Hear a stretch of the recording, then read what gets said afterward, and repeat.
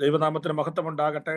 ഇന്ന് നമുക്ക് വീണ്ടും ബൈബിൾ സ്റ്റഡിയായിട്ട് ഒരുമിച്ച് കൂടുവാൻ സ്വർഗത്തിലെ ദൈവം സഹായിച്ചു. ലോകത്തിന്റെ വിവിധ ഭാഗങ്ങളിൽ നിന്ന് ജോയിൻ ചെയ്യുന്ന എല്ലാ പ്രിയപ്പെട്ടവർക്കും കർത്താവായ യേശുക്രിസ്തുവിന്റെ നാമത്തിൽ സ്നേഹവന്ദനം അറിയിക്കുന്നു. ഇന്നത്തെ ക്ലാസ് ഏറ്റവും അനുഗ്രഹമായി തീരേണ്ടതിന് നമുക്ക് പ്രാർത്ഥനയോടെ നമ്മുടെ ക്ലാസ്സുകൾ ആരംഭിക്കാം. കർത്താവിന്റെ ദാസൻ പാസ്റ്റർ മാത്യു പി തോമസ് ആണ് ഇന്ന് ക്ലാസ് എടുക്കുന്നത്. ചെറിയൊരു മാറ്റം സംഭവിച്ചിട്ടുണ്ട്. എല്ലാം ദൈവം അനുഗ്രഹമായി നടത്തേണ്ടതിന് നമുക്ക് പ്രാർത്ഥനയോടെ ആയിരിക്കാം. ഇന്നത്തെ ക്ലാസ് ഏറ്റവും അനുഗ്രഹമായി തീരുവാൻ ഇതിൽ ജോയിൻ ചെയ്യുന്നവർ പിന്നീട് ഇത് കേൾക്കുന്നവർക്കെല്ലാം ഒരനുഗ്രഹമായി തീരേണ്ടതിന് നാം എല്ലാവരും സ്തോത്രം ചെയ്തുകൊണ്ട് പ്രാർത്ഥിച്ചുകൊണ്ടിരിക്കുമ്പോൾ ആർക്കെങ്കിലും ഒരാൾക്ക് അൺമ്യൂട്ട് ചെയ്ത് ഇന്നത്തെ ക്ലാസിന്റെ അനുഗ്രഹത്തിനായി ചുരുക്കമായി പ്രാർത്ഥിക്കാമല്ലോ. സ്തോത്രം സ്തോത്രം സ്തോത്രം സ്തോത്രം സ്തോത്രം. മഹത്വത്തിന്റെ പ്രത്യാശയായ ദൈവമേ, അനുഗ്രഹവും മനോഹരവുമായ നല്ല രാത്രിയുടെ സമയത്തിനായി അടിയങ്ങൾ അങ്ങേക്ക് നന്ദിയോടെ സ്തുതിക്കുകയാണ്, സ്തോത്രം ചെയ്യുകയാണ് പരിശുദ്ധനെ. പിന്നെ ഞങ്ങളുടെ കർത്താവെ അഗാപ്പ ഓൺലൈൻ ബൈബിൾ കോളേജിനായി കർത്താവിനെ ഞങ്ങൾ നന്ദിയോടെ സ്തുതിക്കുകയാണ്, സ്തോത്രം ചെയ്യുകയാണ് പരിശുദ്ധനെ. പിന്നെയും കർത്താവെ ഹല്ലേലൂയ, ഇന്ന് രാത്രി കാലം കർത്താവെ ഞങ്ങൾ വചന പഠനത്തിലുള്ള ബന്ധത്തിലെ ആയിരിക്കുന്നല്ലോ നാഥ. കർത്താവെ ഹല്ലേലൂയ, വചനം പഠിപ്പിക്കുന്ന സാറിനെ ദൈവകരത്തിലേക്ക് സമർപ്പിക്കുന്നു. തിരുവചനം അതിന്റെ അധികാരത്തോടെ തന്നെ ഞങ്ങളെ പഠിപ്പിപ്പാൻ സ്വർഗത്തിലെ ദൈവം കർത്താവെ ഹല്ലേലൂയ സാറിനെ അവിടുന്ന് ബലപ്പെടുത്തുമാറാകണമെന്ന് പ്രാർത്ഥിക്കുന്നു കർത്താവെ. അപ്പ ഞങ്ങളുടെ ഹല്ലേലൂയ ഈ കർത്താവ് ഞങ്ങളുടെ ബൈബിൾ കോളേജിന്റെ പ്രസിഡന്റ് ആയിരിക്കുന്ന ഷാജി കെ ഡാനിയൽ സാറിനായി സ്തോത്രം ചെയ്യുന്നു. തന്റെ ദാസനെ എത്രത്തോളം കൊടുത്ത നല്ല ദർശനത്തിനായി സ്തോത്രം ചെയ്ത് പ്രാർത്ഥിക്കുന്നു കർത്താവെ. അതുപോലെ തന്നെ വൈസ് പ്രസിഡന്റായി സേവനമനുഷ്ഠിക്കുന്ന വത്സല്യ കർത്താവെ ലാലു സാറിനായി സ്തോത്രം ചെയ്യുന്നു. ഇത്രത്തോളം തന്റെ ദാസനെ ദൈവം അവിടുന്ന് ഉപയോഗിക്കുന്നുല്ലോ കർത്താവെ. ഇതിന്റെ പിന്നിൽ അധ്വാനിക്കുന്ന എല്ലാ പ്രിയപ്പെട്ടവരെയും ദൈവം ധാരാളം അനുഗ്രഹിക്കണം. പ്രത്യേക വചനം പഠിപ്പാനായിരിക്കുന്ന ഞങ്ങളുടെ എല്ലാ വിദ്യാർത്ഥികൾക്കായി സ്തോത്രം ചെയ്യുന്നു. ഞങ്ങളുടെ വചനം പഠിച്ച് നിശ്ചയം പ്രാപിച്ച് കർത്താവിന്റെ വയൽ പ്രദേശത്ത് ഹല്ലേലൂയ നൂറുമേനി തന്നെ കർത്താവിന് അനേകം പ്രയോജനപ്പെടുന്നവരായി തീരുവാൻ സ്വർഗം ഞങ്ങൾ ഓരോരുത്തരെയും കർത്താവെ പ്രത്യേക അഭിഷേകം കൊണ്ട് കർത്താവ് ഞങ്ങളെ നിറയ്ക്കുമാറാകണമെന്ന് പ്രാർത്ഥിക്കുന്നു. എല്ലാ നിലകളിലും കർത്താവ് ഇന്നത്തെ ബൈബിൾ പഠനം ഞങ്ങൾക്ക് ഏറ്റവും അനുഗ്രഹമായി തീരുന്നതിനായി സ്തോത്രം. കർത്താവ് പ്രാർത്ഥി യാചനിക്കാനായി സ്തോത്രം ചെയ്യുന്നു, യേശുവിന്റെ നാമത്തിൽ തന്നെ ആമേൻ. ആമേൻ. Thank you sister Sheela Babu. ദൈവം സഹായിക്കട്ടെ. തുടർന്നുള്ള ക്ലാസ് എടുക്കുവാൻ കർത്താവിന്റെ ദാസൻ pastor Mathew P Thomas theology എന്ന വിഷയത്തെ ആസ്പദമാക്കി താൻ തുടർമാനമായി ക്ലാസ് എടുത്തുകൊണ്ടിരിക്കുന്നു. ഇന്ന് രാത്രിയിലും തുടർന്ന് താൻ ക്ലാസ് എടുക്കുവാൻ കർത്താവിന്റെ ദാസനെ വളരെ സ്നേഹത്തോടെ ആദരവോടെ ക്ഷണിക്കുന്നു. Pastor Mathew P Thomas, please. കർത്താവിന്റെ പരിശുദ്ധമുള്ള നാമം വീണ്ടും മഹത്വപ്പെടുമാറാകട്ടെ. നമുക്കൊരുമിച്ച് ദൈവവചനം പഠിക്കുവാൻ ദൈവമായ കർത്താവ് നൽകുന്ന ഈ അനുഗ്രഹീത സന്ദർഭമോർത്ത് ദൈവത്തെ സ്തുതിക്കുകയും അഗപ്പെ ഓൺലൈൻ ബൈബിൾ കോളേജിന്റെ ഇന്നത്തെ ഈ ക്ലാസ്സുകളിലേക്ക് എല്ലാവരെയും സ്വാഗതം ചെയ്യുമ്പോൾ വിശേഷാൽ ഇതിന് നേതൃത്വം നൽകുന്ന പ്രിയപ്പെട്ട നമ്മുടെ പാസ്റ്റർ ലാലു ജേക്കബ്, അപ്പോൾ തന്നെ നമ്മുടെ പ്രിയ പാസ്റ്റർ ഷാജി കെ ഡാനിയൽ, കൂടാതെ പ്രിയ കർത്തദാസൻ ഷാജൻ പാറക്കടവിൽ, മറ്റ് ഈ സൂമിൽ ജോയിൻ ചെയ്ത് ദൈവവചനം അഭ്യസിക്കുവാൻ തയ്യാറായിരിക്കുന്ന ലോകത്തിന്റെ വിവിധ ഭാഗങ്ങളിൽ നിന്ന് ജോയിൻ ചെയ്തിരിക്കുന്ന എല്ലാവർക്കും യേശുക്രിസ്തുവിൻ നാമത്തിലുള്ള വന്ദനം ഈ സമയം അറിയിക്കുന്നു. അതുകൊണ്ട് നമുക്ക് വീണ്ടും ദൈവവചന പഠനത്തിനായി നമുക്ക് ഒരുമിച്ച് കൂടാം. വിശേഷാൽ പ്രാരംഭത്തിൽ പ്രിയ ലാലു പാസ്റ്റർ പറഞ്ഞതുപോലെ നമ്മൾ തിയോളജി എന്ന വിഷയമാണല്ലോ തുടർമാനമായി പഠിച്ചുകൊണ്ടിരിക്കുന്നത്. അപ്പോൾ തന്നെ തിയോളജിയുടെ വിവിധങ്ങളായ സെക്ഷനുകൾ ഞാൻ വീണ്ടും ആവർത്തിക്കേണ്ട കാര്യമില്ല, നമുക്കറിയാം. നമ്മൾ 10 സെക്ഷനാണ് ഇതിനകത്ത് പഠിക്കാനായിട്ട് പോകുന്നത്. അതിൽ ഒന്നാമത്തേതായിരുന്നു ബിബ്ലിയോളജി അല്ലെങ്കിൽ വേദപുസ്തക പഠനം. അത് നമ്മൾ പഠിച്ചു കഴിഞ്ഞു. രണ്ടാമത്തെ സെക്ഷൻ എന്ന് പറയുന്നത് നമുക്കറിയാം തിയോളജി പ്രോപ്പറാണ്. അതാണ് നമ്മളിപ്പോൾ ഇവിടെയെല്ലാം പഠിച്ചുകൊണ്ടിരുന്നത്. അതുകൊണ്ട് തന്നെ നമ്മുടെ ദൈവം നമ്മെ സഹായിക്കുകയും അനുഗ്രഹിക്കുകയും ചെയ്യുവാനായി ദൈവസന്നിധിയിൽ നമ്മെ സമർപ്പിക്കുമ്പോൾ തന്നെ നമുക്ക് ആ പഠനത്തിലേക്ക് നമ്മുടെ ശ്രദ്ധ നമുക്ക് കേന്ദ്രീകരിക്കാം. ഓക്കെ, തിയോളജി പ്രോപ്പറിനകത്ത് ദൈവത്തിന്റെ നാമങ്ങൾ എന്ന ഒരു ഭാഗമാണ് നമ്മൾ ലാസ്റ്റ് കഴിഞ്ഞ ക്ലാസ്സിൽ അവസാനം കൊണ്ടു നിർത്തി. അവിടെ നിന്നാണ് ഇപ്പോൾ ആരംഭിക്കുന്നത്. OT names. പഴയ നിയമത്തിൽ ദൈവത്തിന്റെ പേരുകൾ, ഏൽ, യാഹ്വേ അഡോണായി. കഴിഞ്ഞ ക്ലാസ്സിൽ ആർക്കെങ്കിലും ശ്രദ്ധിക്കാൻ പറ്റിയില്ലെങ്കിൽ ഒരു നിമിഷം ശ്രദ്ധിക്കുക. ഏൽ യാഹ്വേ അഡോണായി എന്ന 3 പേരുകളാണ് പഴയ നിയമത്തിൽ ദൈവത്തിനുള്ള പേര്. അപ്പോൾ ഏലിന്റെ വകഭേദങ്ങളായിരുന്നു എലോഹ, എലോഹിം, ഏൽ ഷദായി, ഇങ്ങനെ ധാരാളം വകഭേദങ്ങൾ ഏൽ അടിസ്ഥാനത്തിലുള്ളത്. അതായിരുന്നു നമ്മൾ പിന്നീട് പഠിച്ചത് ഏൽ എലോഹിം, ഏൽ എല്യോൻ, ഏൽ ഷദായി, ഏൽ ഒലാം, ഏൽ റോയ്, അപ്പോൾ തന്നെ ഏൽ ഹായ്, പിന്നീട് ഏൽ ഗിബോർ, ഏൽ എമൂന, ഏൽ ഖന്ന, ഏൽ ഹന്നൂൻ, ഏൽ എലോഹെ, ഏൽ റഹി, ഏൽ ഹാഷലൂം. ഇങ്ങനെ 7 ചേർത്തുള്ള ധാരാളം അവാന്തര വിഭാഗങ്ങൾ വരുന്നു. പിന്നീടുള്ള രണ്ടാമത്തെ പേരായിരുന്നു യാഹ്വേ. അവിടെയാണ് ഞാൻ പറഞ്ഞ യാഹ്വയുടെ റൂട്ട് വേർഡ് ഹാവ, HAWA. ഇതൊരു റമാറ്റോൺ ആണ്, അതായത് ഒരു ചതുരക്ഷര നാമമാണ്. നിങ്ങളത് പിന്നീട് കണ്ടുപിടിച്ചെന്ന് ഞാൻ വിചാരിക്കുന്നു. ആരെങ്കിലും മെനക്കെട്ടില്ലെങ്കിൽ ഞാൻ ഇതിന് ഉത്തരവാദിയല്ല. 119 സങ്കീർത്തനത്തിനകത്ത് ഓരോ സെക്ഷന് മുകളിൽ ഹീബ്രു ലെറ്റേഴ്സ് കിടപ്പുണ്ട്. ആലഫ്, ബേത്ത്, ഗീമൽ, ഗാലദ് എന്ന് പറഞ്ഞ ഓരോ ലെറ്ററുകൾ, 22 ലെറ്ററാണ് എബ്രായ ഭാഷയിലുള്ളത്. നമുക്ക് മലയാള ഭാഷയിലാണെങ്കിൽ 51-56 അക്ഷരങ്ങളുണ്ട്. ആശാൻ അക്ഷരം 1 പിഴച്ച 56 പിഴയ്ക്കും എന്ന് പറഞ്ഞിട്ടുണ്ട്. ഇപ്പൊ 51 ഉള്ളൂ. ഇറു ഒന്നും ഇപ്പൊ ഇല്ല ഈ ലേറ്റസ്റ്റ് ആയിട്ടുള്ള ഫോണ്ട്. അതെന്തേലും ആട്ടെ, ഇംഗ്ലീഷ് അക്ഷരമാലകളാണ് നമുക്ക് 26 അക്ഷരം എന്നറിയാം. പക്ഷേ ഹീബ്രുവിൽ 22 അക്ഷരങ്ങളേ ഉള്ളൂ. അതിനകത്തെ അക്ഷരം ഇത് യോദ്, ഹേ, വൗ, ഹേ. ഈ 4 അക്ഷരം എഴുതുന്നതാണ് യാഹ്വേ. അതാണ് YHWH. അതിന്റെ വാക്യങ്ങൾ ഞാൻ പറഞ്ഞിരുന്നു. ഇത് മോശയ്ക്ക് കിട്ടിയ വെളിപ്പാടാണ് യാഹ്വേ. അപ്പൊ അതിനകത്ത് 3 things: self existent God, self sufficient God, the immutable God. എന്നാൽ പിന്നീട് യാഹ്വേയും അഡോണായും കൂടെ തമ്മിലുള്ള ഒരു സങ്കലനം, ഒരു ആഡിങ്, അതിൽ നിന്നാണ് യഹോവ എന്ന പേര് വന്നത്. YAHOWAH, യഹോവ.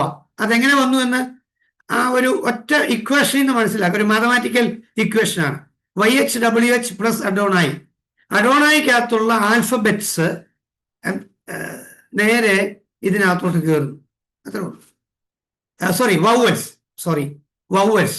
അഡോണായിലെ വൗവൽസ് ആണ് യഹോവയ്ക്കകത്ത് കയറിയത്, യാഹ്വേക്കകത്ത് കയറിയത്. അതിനെയാണ് നമ്മൾ യഹോവ എന്ന് പറയുന്നത്. ഓക്കെ, ഇനി നെക്സ്റ്റ് യഹോവയുടെ സംയുക്ത നാമം ശ്രദ്ധിക്കുന്നു. അപ്പൊ ഈ യാഹ്വേക്ക് തന്നെ, യഹോവയ്ക്ക് തന്നെ സംയുക്ത നാമങ്ങളുണ്ട്. ശ്രദ്ധിക്കൂ. നമ്പർ 1 യഹോവ ഈരേ. ഇംഗ്ലീഷിൽ അത് യഹോവ ജൈറ എന്നാണ്. യഹോവ ജൈറ അല്ലെങ്കിൽ യാഹ്വേ ജൈറ.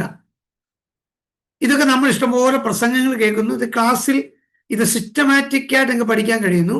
യഹോവ ജൈറ എന്ന് പറഞ്ഞാൽ, അത് ഈരെ എന്ന് പറഞ്ഞാൽ ഇവിടെ ഒരുക്കുന്ന എന്നെഴുതിയപ്പോൾ തന്നെ കരുതുന്ന എന്നാണ് അതിന് മറ്റൊരർത്ഥം. ഒരുക്കുന്ന അല്ലെങ്കിൽ കരുതുന്ന, നമുക്ക് വേണ്ടി ഒരുക്കുന്ന ഒരു ദൈവം. ഇംഗ്ലീഷിൽ നോക്ക് പ്രശ്നമില്ല. Lord will provide. നമുക്ക് വേണ്ടി കരുതുന്നവനായ ഒരു ദൈവം. അപ്പം യാഹ്വേ തന്നെയാണ്. ജൈറ എന്നൊരു പദം കൂടെ ചേർത്തു. അത് ഹീബ്രുവിൽ ഈരേൻ തന്നെയാണ്. അതാണ് യഹോവ ഈരേ എന്നെഴുതിയിരിക്കുക. യഹോവ ഈരേ, അപ്പൊ കരുതുന്നവനായ ദൈവം. നമ്പർ 2 ഹോവറാഫ. നമ്മൾ ഈ പാട്ടുകളൊക്കെ എന്നുള്ളത് നമുക്കറിയാം. പുതിയ ഒത്തിരി പാട്ടുകൾക്കകത്തൊക്കെ ഈ പദങ്ങൾ ഇഷ്ടംപോലെ ഇപ്പൊ യൂസ് ചെയ്യുന്നുണ്ട്. യഹോവ റാഫ. യഹോവ റാഫ എന്ന് പറഞ്ഞാൽ എന്താ? റാഫ എന്ന വാക്കിന്റെ അർത്ഥം സൗഖ്യമെന്നാണ്. അപ്പൊ യഹോവ റാഫ, സൗഖ്യമാക്കുന്ന യഹോവ. The Lord who heels. ദൈവം സൗഖ്യമാക്കുന്ന ഒരുവനാണ്. യഹോവ സൗഖ്യമാക്കുന്ന ദൈവമാണ്. അതാണ് അതിനകത്തുള്ള ഏറ്റവും പ്രധാനപ്പെട്ടതായ ഒരു ടീച്ചിങ് എന്ന് പറയുന്നത്. യഹോവ റാഫ. എനിക്ക് തോന്നുന്നു ഇത് നിങ്ങൾക്ക് തെറ്റത്തില്ലാത്തതിന്റെ കാരണം എന്ന് വെച്ചാൽ നമ്മൾ അങ്ങനെ ചില പാട്ടുകൾ പാടുന്നത് കൊണ്ടുകൂടെ നമുക്കത് അങ്ങനെ തെറ്റത്തില്ല. യഹോവ റാഫ, സൗഖ്യദായകൻ എന്നൊക്കെ പറഞ്ഞുള്ള പാട്ടുകളുണ്ട്. ഞാൻ പാടിയ ചിലപ്പോൾ പാട്ടൊക്കെയല്ല, കൊണ്ട് ഞാൻ പാടുന്നില്ലെന്നേ ഉള്ളൂ.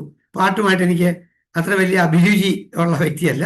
ശ്രദ്ധിക്കുക, യഹോവ റാഫ എന്ന് പറയുമ്പോൾ യഹോവ സൗഖ്യമാക്കും, അല്ലെ സൗഖ്യമാക്കുന്ന യഹോവ.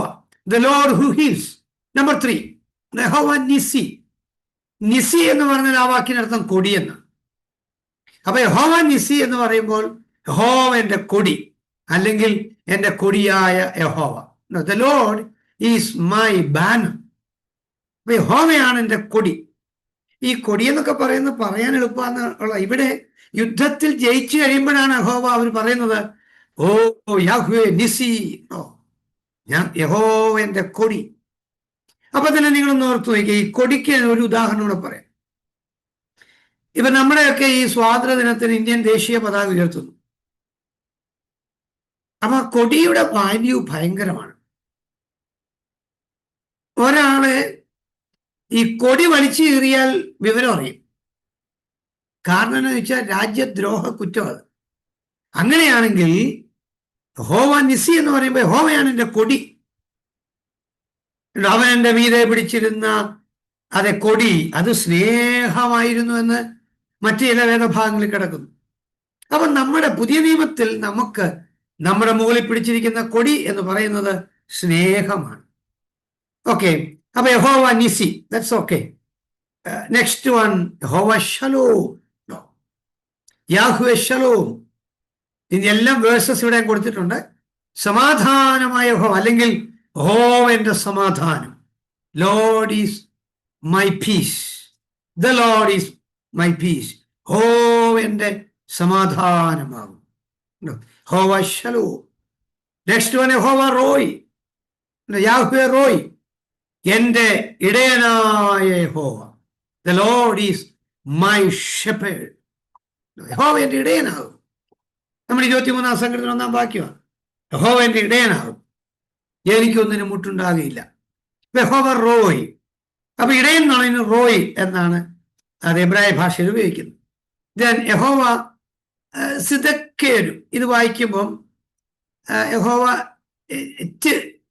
എൻ്റെ റൈറ്റ് നമ്മൾ കുരിപ്പിട്ട പറ്റ് ഉണ്ട്. പക്ഷെ ഇംഗ്ലീഷിൽ യാഹ്വേ TSIDKUNU എന്നാണ്.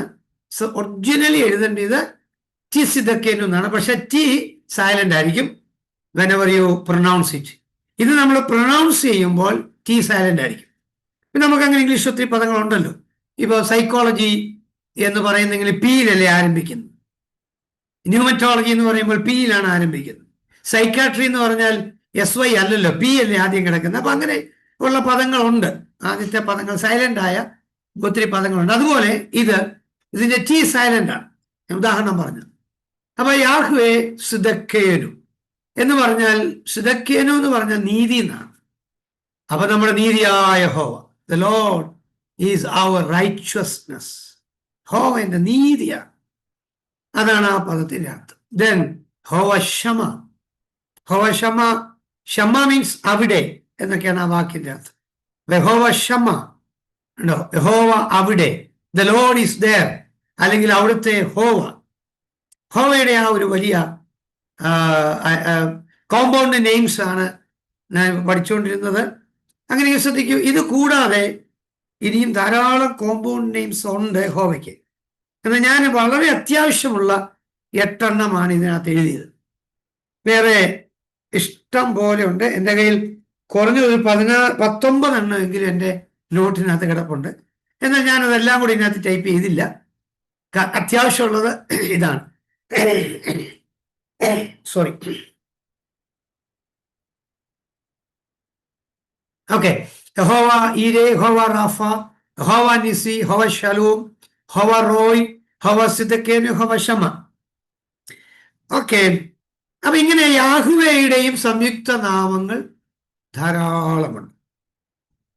Yahweh Elohim, Yahweh Yah, Yahweh Elyon, Yahweh ഹുസീന, Yahweh Sabaoth, Yahweh Mekaddesh, Yahweh, ഇങ്ങനെ ധാരാളം യാഹ്വേ ചേർത്തുള്ള കോമ്പൗണ്ട് നെയിംസ് ഉണ്ട്. ഇത് നമ്മുടെ സംയുക്ത നാമങ്ങൾ എന്നാണ് പറയുന്നത്. എന്നാലും അടിസ്ഥാനം വിടല് യാഹ്വേ. ഇനി നമ്മൾ അടുത്തതിലേക്ക് പോവുകയാണ്. ഓക്കെ, ഒരെണ്ണം കൂടി ഇതിനകത്തുണ്ട്. യഹോവ സെബാവോത്ത്, സൈന്യം എന്നാണ് സെബാവോത്ത് എന്ന് പറയും. അത് സൈന്യങ്ങളുടെ യഹോവ, ലോർഡ് ഓഫ് ഹോസ്റ്റ്, സൈന്യങ്ങളുടെ യഹോവ. Okay, next name അഡോണായി. ഓക്കെ, എല്ലാവരും അത് എഴുതിയെടുത്തെന്ന് കരുതുന്നു. ഇല്ലെങ്കിൽ നിങ്ങൾക്ക് ക്ലാസ്സിൽ ഇത് കിട്ടുമല്ലോ. ഓക്കെ, നെക്സ്റ്റ് വൺ അഡോണായി എന്ന് പറയും. അഡോണായി, ഈ അഡോണായി എന്ന് പറയുന്നത് എബ്രായ ഭാഷയിലെ ദൈവത്തിന് ഉപയോഗിച്ച മൂന്നാമത്തെ പേര്. ഞാൻ വളരെ അടിസ്ഥാനപരമായിട്ടാണ് നിങ്ങൾക്ക് പറഞ്ഞത്. ഒന്ന്, ഏവി ചേർത്തുള്ള പേരുകൾ. രണ്ട്, യാഹ്വേ ചേർത്തുള്ള പേരുകൾ. മൂന്ന്, അഡോണായി ചേർത്തുള്ള പേരുകൾ. ഇത്രേ ഉള്ളൂ എബ്രായ ഭാഷയിൽ അഡോണായി. അഡോണായിക്ക് എന്തുവാ മീനിങ്? അഡോണായി എന്നുള്ളതിനാണ് കർത്താവ് അല്ലെങ്കിൽ ദ ലോർഡ് എന്ന് ഉപയോഗിക്കുന്നത്. അഡോണായിക്കാണ് ദ ലോർഡ് അല്ലെങ്കിൽ കർത്താവ്, പ്രഭു.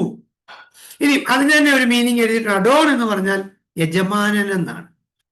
അപ്പൊ അഡോണായി എന്ന് പറയുന്നത് ഒരു ബഹുവചന രൂപം. അപ്പൊ സർവാധികാരിയായ കർത്താവ് അല്ലെ എന്റെ യജമാനൻ. ഞാൻ പറഞ്ഞല്ലോ അഡോണായി. അപ്പൊ യജമാനൻ നിങ്ങൾ ശ്രദ്ധിച്ചാൽ മനസ്സിലാക്കാൻ കഴിയും. നെക്സ്റ്റ് ഞാൻ എഴുതുന്നുണ്ട്, ഉദാഹരണങ്ങളോട് തരുന്നുണ്ട്. അപ്പം ഇച്ചിരി ക്ലിയർ ആവും. ഉണ്ടോ? പ്രജകൾ ചക്രവർത്തിയെ വിളിച്ചിരുന്ന അഡോണായി എന്നായിരുന്നു, യജമാനൻ. പ്രജകൾ ചക്രവർത്തിയെ വിളിക്കുന്ന പേരാണ്. അതിന്റെ വാക്യങ്ങൾ തന്നിട്ടുണ്ട്. 1 ശമൂവേൽ 24:8, ജെറമിയ 22:18. അപ്പൊ ഇവിടെ പ്രജകളെല്ലാം ചക്രവർത്തിയെ വിളിച്ചിരുന്നത് യജമാനൻ എന്നായിരുന്നു. ഭാര്യ ഭർത്താവിനെ വിളിച്ചിരിക്കുന്നത് യജമാനൻ എന്നായിരുന്നു. അത് നിങ്ങൾക്ക് ഒരു ഒന്ന് മനസ്സിലാക്കാൻ 1 പത്രോസ് 3:6 മാത്രം ഒന്ന് വായിക്കാവുന്നേക്കും. ബാക്കിയെല്ലാം വായിച്ച് സമയം കളയണ്ട. 1 Peter chapter 3:6. 1 പത്രോസ് 3:6. യജമാനൻ എന്ന് വിളിച്ച് അനുസരിച്ചിരുന്നു. ഓക്കെ, അങ്ങനെ സാറ അബ്രഹാമിനെ യജമാനൻ എന്ന് വിളിച്ച് അനുസരിച്ചിരുന്നു. Okay, that's okay. അപ്പൊ ശ്രദ്ധിക്കുക, സാറ അബ്രഹാമിനെ യജമാനൻ എന്ന് വിളിച്ചനുസരിച്ചിരുന്നു. അപ്പൊ എങ്ങനെയായിരുന്നു ഒരു ഭാര്യ ഭർത്താവിനെ വിളിച്ചിരുന്നത് എന്ന് ചോദിച്ചാൽ യജമാനൻ എന്നായിരുന്നു വിളിച്ചിരുന്നത്. ഉണ്ടോ? പഴയ നിയമത്തിലെ ചിത്രം ഒന്ന് നോക്കി. ഓൾഡ് ടെസ്റ്റ്മെന്റിൽ അഡോണായി എന്നാണ് വിളിച്ചിരുന്നത്. പേര് വിളിക്കുന്ന സംസ്കാരം ഇന്നത്തെ സംസ്കാരമാണ്. ഇന്നിപ്പം ഭർത്താക്കന്മാരെ പേരാ വിളിക്കുന്നത്. അല്പം കൂടെ ഒക്കെ പുരോഗമനം വന്നിട്ടുണ്ട്. ഇപ്പം പേരും വേണ്ടെന്നായിട്ടുണ്ട്. മറ്റു ചില പദങ്ങളൊക്കെ ഇപ്പം വിളിക്കുന്നത്. ഭാര്യ ഭർത്താവിനെ വിളിക്കുന്ന പേരും ഒക്കെ ഇപ്പോൾ ഒത്തിരി വ്യത്യാസമാണ്. പഴയ കാലത്ത് അച്ചായനെന്നൊക്കെ ചേർത്ത് വിളിക്കുമായിരുന്നു. അതൊക്കെ ഇപ്പം പോയി. ഞാൻ ഓർക്കുന്നുണ്ട് ഒരിക്കല് ഞാനൊരിക്കൽ എൻ്റെ ഒരിടത്തൊരു പ്രസംഗത്തിനകത്ത് ഇങ്ങനെ പറഞ്ഞു, കല്യാണം കഴിക്കാൻ പോകുന്നവരെ ശ്രദ്ധിക്കണം, നിങ്ങളുടെ ഭർത്താവിനെ നിങ്ങളെ പേര് വിളിക്കരുത് എന്ന് പറഞ്ഞു. ആ ഒരു സംസ്കാരം നമുക്ക് പറ്റിയതല്ല. പേരിന്റെ കൂടെ ഒന്ന് അച്ചായെന്നോ എന്തേലും ഒന്ന് ചേർക്ക് എന്നിങ്ങനെ പറഞ്ഞു. യോഗം തീർന്നു കഴിഞ്ഞപ്പോൾ ഒരാൾ എന്നോട് വന്ന് പറഞ്ഞു, പാസ്റ്റർ പറഞ്ഞത് ഞങ്ങൾ അംഗീകരിക്കുന്നെങ്കിലും ഒരു ചോദ്യം മറുചോദ്യം ഉണ്ടെന്ന്. ഞാൻ പറഞ്ഞു, എന്താ മറുചോദ്യം? അല്ല, ഞാൻ കല്യാണം കഴിച്ച് അന്ന് എൻ്റെ ഭർത്താവിൻ്റെ പേരിൻ്റെ കൂട്ടത്തിൽ, അതായത് ഇന്നയാളിനെ ഞാൻ എൻ്റെ ഭർത്താവായി സ്വീകരിക്കുന്നു എന്ന് പറഞ്ഞപ്പോൾ അവിടെ അച്ചായനെന്നൊന്നും പറഞ്ഞില്ലല്ലോ, പാസ്റ്റർമാരും പബ്ലിക്കിൽ വെച്ചും പറഞ്ഞില്ലല്ലോ എന്ന് പറഞ്ഞു. അപ്പം ഞാൻ പറഞ്ഞു, ഓക്കെ, നിങ്ങൾക്ക് പറയാൻ മടിയുണ്ടോ മടിക്കണ്ട. അല്ലാതെ ഞാൻ പറഞ്ഞത് ഒരു ബൈബിൾ സംസ്കാരം അതാണ്. അപ്പൊ ഭാര്യ ഭർത്താവിനെ യജമാനൻ എന്ന് വിളിച്ചിരുന്നു. ഉണ്ടോ? നീ യജമാനെ വിളിച്ചില്ല അച്ചായ എന്തെങ്കിലും വിളിക്കണം എന്ന് ഞാൻ പറഞ്ഞെങ്കിൽ നിർത്തിയതേ ഉള്ളൂ. നമ്മൾ തർക്കുത്തരത്തിനകത്ത് കാര്യമില്ലല്ലോ. കാര്യം മനസ്സിലാക്കുക എന്നുള്ളതിൽ മാത്രമേ കാര്യങ്ങളുള്ളൂ. അപ്പൊ ഇത് വേറൊരു അബദ്ധം ഒരാൾക്ക് പറ്റി. നമ്മളിപ്പോ ഈ അഡോണായി, അതാണല്ലോ യജമാനൻ. അപ്പൊ ഭാര്യ ഭർത്താവിനെ അഡോണായി എന്ന് വിളിച്ചിരിക്കുന്നു എന്ന് കേട്ടു. അതുകൊണ്ട് ആ ഭാര്യ ഒന്ന് മാനസാന്തരപ്പെട്ടു. ഇന്നു മുതൽ ഞാൻ ഇനി എൻ്റെ ഭർത്താവിനെ അഡോണായി എന്ന് വിളിക്കുന്നുള്ളത്. അങ്ങനെ വീട്ടിൽ ചെന്നിട്ട് ഭർത്താവിനെ വിളിച്ചു. ഈ പേരങ്ങ് മറന്നുപോയി. പെട്ടെന്ന് എടോ നായെന്നായിപ്പോയി. ആകപ്പാടെ വലിയ പ്രശ്നങ്ങളായിപ്പോയി. അപ്പൊ അതുകൊണ്ട് ഈ ആവശ്യമില്ലാത്ത വാക്കുകൾ ഉപയോഗിക്കുന്നതിനേക്കാൾ നല്ലത് യജമാനൻ എന്നങ്ങ് ഉപയോഗിച്ചാൽ. എൻ്റെ ഭാര്യ ഭർത്താവിനെ യജമാനൻ എന്ന് വിളിച്ചിരുന്നു. ഓക്കെ, നെക്സ്റ്റ്, മക്കൾ പിതാവിനെ വിളിച്ചിരുന്ന യജമാനൻ എന്നായിരുന്നു. മക്കൾ പിതാവിനെ യജമാനൻ എന്ന് വിളിച്ചിരുന്നു. ഉൽപ്പത്തി 31:35 നെക്സ്റ്റ്, അടിമകൾ യജമാനനെ, മീൻസ് അടിമകൾ ഉടമകളെ, അടിമകൾ ഉടമകളെ വിളിച്ചിരുന്നത് യജമാനൻ എന്നായിരുന്നു. അടിമകൾ ഉടമകളെ യജമാനൻ എന്ന് വിളിച്ചിരുന്നു. നോക്കൂ, സർവഭൂമിയുടെയും കർത്താവായ യഹോവയാണ് അഡോണായി എന്ന് പറയുന്നത്. അത് സത്യത്തിൽ കോമ്പൗണ്ട് നെയിം കൂടിയാണ്. അഡോണായിയുടെ ഒരു കോമ്പൗണ്ട് നെയിമാണ് അഡോണായി യാഹ്വേ. അഡോണായി യാഹ്വേ. അഡോണായി യാഹ്വേ എന്ന് പറഞ്ഞാൽ കർത്താവായ യഹോവ. എന്തുകൊണ്ട്? അഡോണായി യാഹ്വേ. അഡോണായി എന്ന് പറഞ്ഞാൽ കർത്താവ് എന്നാണ്, യാഹ്വേ എന്ന് പറഞ്ഞാൽ ദൈവം എന്നാണ്, അല്ലെ യഹോവ എന്നാണ്. അതിൽ നിന്നാണ് അഡോണായി യാഹ്വേ എന്ന് പറഞ്ഞാൽ കർത്താവായ യഹോവയാണ്. അപ്പൊ സർവഭൂമിയുടെയും കർത്താവായ യഹോവയാണ് അഡോണായി. അവിടെ മാനവലോകം മുഴുവൻ കണ്ടോ, മാനവലോകം മുഴുവൻ സർവഭൂമിയും നമ്മുടെ ദൈവത്തെ വിളിക്കേണ്ട പേരാണ് അഡോണായി. ഉണ്ടോ? സർവത്തിൻ്റെയും കർത്താവായ യഹോവയാണ് അഡോണായി. ഓക്കെ, നാം ഇതുവരെ എന്താ പഠിച്ചത്? ഒരു നിമിഷം ഒന്ന് പുറകോട്ടൊന്ന് ചിന്തിച്ചു നോക്കിയേ. നമ്മൾ എന്താണ് ഇതുവരെ പഠിച്ചതെന്ന് ഓർത്ത് നോക്കിയേ. അതെ, ഇനിയും ഒന്നാമത്തെ കാര്യം എന്ന് പറയുന്നത് OT നെയിംസിൽ ഏൽ എന്ന നാമം, 2 യാഹ്വേ എന്ന നാമം, 3 അഡോണായി എന്ന നാമം. എത്ര എളുപ്പമായി വേദപുസ്തക പഠനം എന്ന് ഓർത്ത് നോക്കിയേ. അപ്പൊ തന്നെ നിങ്ങൾ നോക്കൂ, പൗലോസ് ശ്ലീഹായുടെ ഒരു ശ്രമം നിങ്ങൾ ഒരു നിമിഷം ഞാനൊന്ന് കാണിച്ചു തരാം. നിങ്ങൾ ദയവായി ബൈബിൾ ഒരു നിമിഷം ഒന്ന് എടുക്കുമ്പോൾ പൗലോസ് ശ്ലീഹ ഈ ദൈവത്തെക്കുറിച്ച് ഒന്ന് ഡിഫൈൻ ചെയ്യാൻ ശ്രമിച്ച ഒരു ശ്രമം ബൈബിളിനകത്ത് എഴുതി വെച്ചിട്ടുണ്ട്.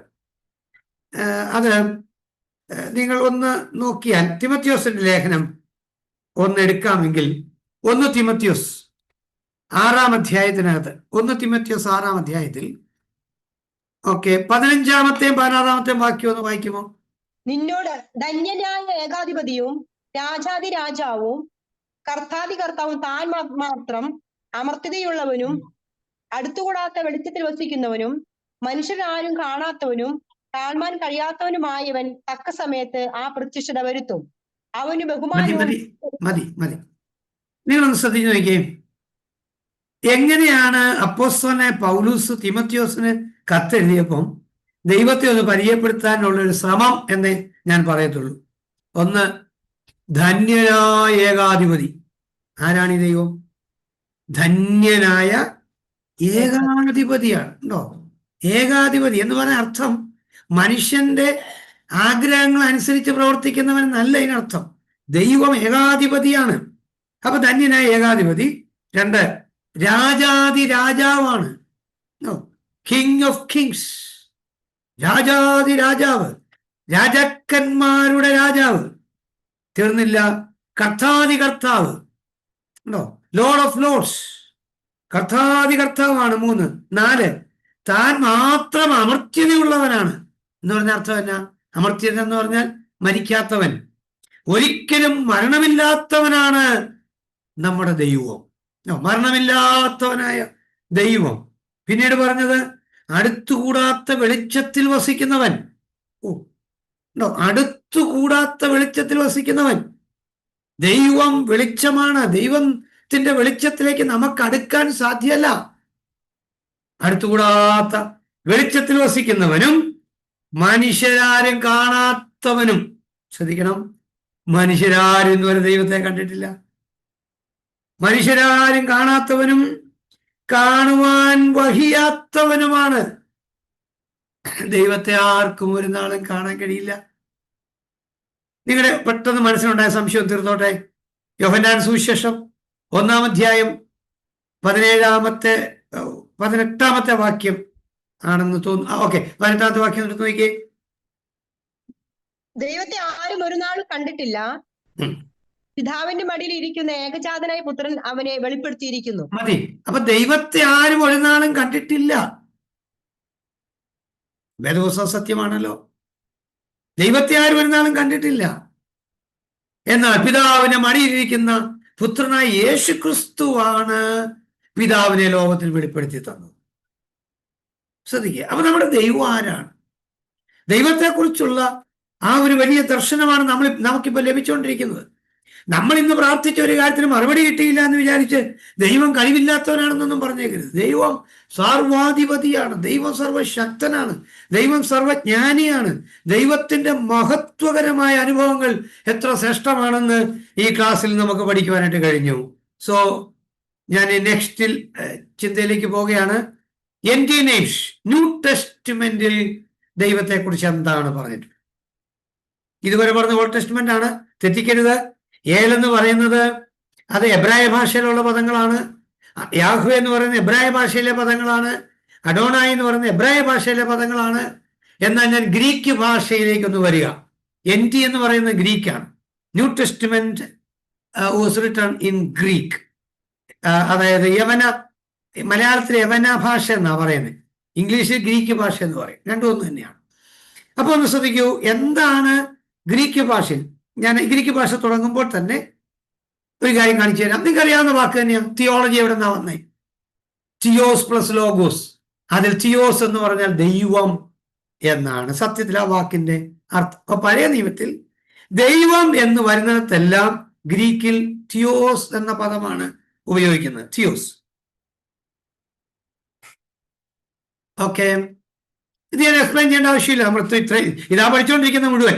തിയോളജി എല്ലാത്തിനും തിയോസ് മീൻസ് ദൈവം. രണ്ടാമത് ഉപയോഗിച്ചിരിക്കുന്ന പദം ശ്രദ്ധിക്കൂ, കൂറിയോസ് എന്ന് പറയും. കൂറിയോസ്. ദൈവത്തിന് ന്യൂ ടെസ്റ്റ്മെന്റ് ഉപയോഗിച്ചിരിക്കുന്ന രണ്ടാമത്തെ പദം കൂറിയോസ് എന്നാണ്. കൂറിയോസ്. ഇതിൽ നിന്നാണ് ഈ കുറിയാക്കോസ്, കുറിയലൈസോൻ ഇതെല്ലാം വന്നിരിക്കുന്ന ഈ പദത്തിൽ നിന്നാണ്. കൂറിയോസ് നല്ല പദമാണ് ഗ്രീക്കിലെ കൂറിയോസ്. കൂറിയോസ് എന്ന വാക്കിന്റെ ശരിയായ അർത്ഥം എന്താണെന്ന് ചോദിച്ചാൽ ബിലോങ്സ് ടു ദ ലോർഡ് എന്നാണ്. കുറിയാക്കോൺ, കുറിയാക്കോൺ belongs to the Lord. LORD, Lord. ആ ലോർഡ് എന്നുള്ളതിന് ഗ്രീക്കിൽ കൂറിയോസ് എന്നാണ് പറയുന്നത്. കൂറിയോസ്, കൂറിയോസ്. ഈ പദങ്ങൾ നമുക്ക് സുപരിചിതമാണ്. നെക്സ്റ്റ് വൺ, ഡെസ്പോട്സ് എന്ന് പറയും. ഡെസ്പോട്സ്. ഡെസ്പോട്സ് എന്ന് പറയുന്ന ഒരു പദം എവിടെയാണ് ഉപയോഗിച്ചത്? നാഥ. നിങ്ങളത് കേട്ടപ്പോൾ പെട്ടെന്ന് ക്ലിക്കായില്ലേ? ഞാനൊന്ന് പറയാം.